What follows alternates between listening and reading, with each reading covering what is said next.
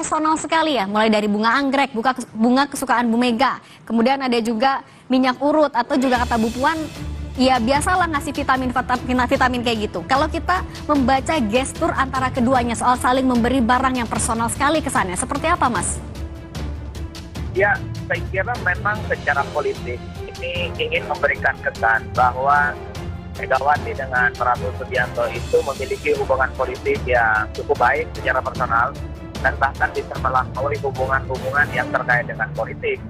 Sekalipun publik tahu ya bahwa sebenarnya Prabowo dan Jokowi ini kan Prabowo dan Megawati maksud saya sempat berhadapan-hadapan sepanjang 3 kali Pilpres 2014, 2019 dan 2024, tapi hubungan keduanya itu melampaui di antara itu semua. Jadi ini yang saya kira saya selalu sebut sebagai modal sosial dan modal politik. Bagaimana sebenarnya Prabowo Subianto dan Megawati itu ya tidak ada permusuhan secara politik. Cuman kan satu-satunya momen yang paling banyak ditunggu oleh publik itu adalah kapan kira-kira ini bisa bertemu.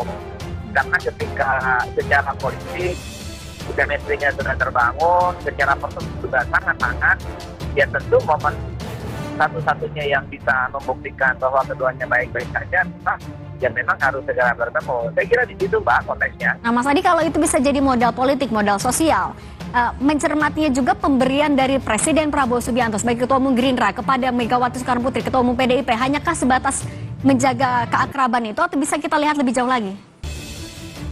Tentu kalau saya membaca mazhabnya Prabowo Subianto, ini tentu tidak hanya soal bagaimana menjaga keakraban, tapi memang sejak awal Prabowo itu punya intensi untuk merangkul semua pihak dan semua kalangan, termasuk partai politik yang tengah Pilpres, untuk menjadi bagian dari koalisinya Prabowo. Itu terbukti misalnya ketika PKS, PKB dan juga Nasdem dirangkul menjadi bagian dari koalisi pemerintah.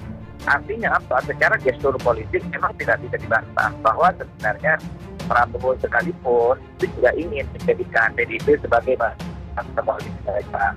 Cuman per ini ada jarak psikologi politik yang sepertinya memang membuat kenapa PDIP itu masih belum memutuskan untuk bergabung dengan Prabowo Subianto.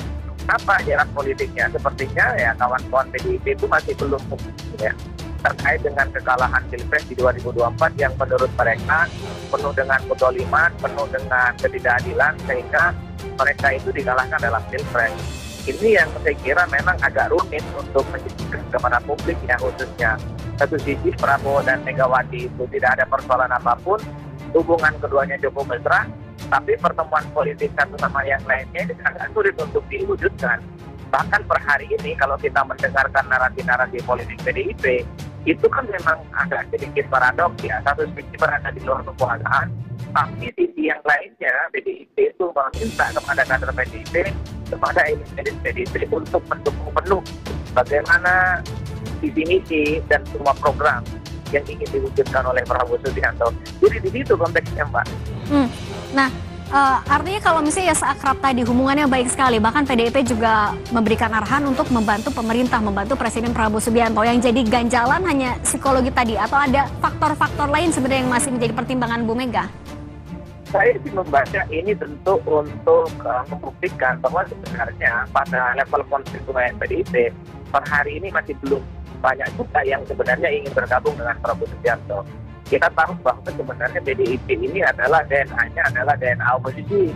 Dan itu terbukti misalnya ketika kalah Pilpres dari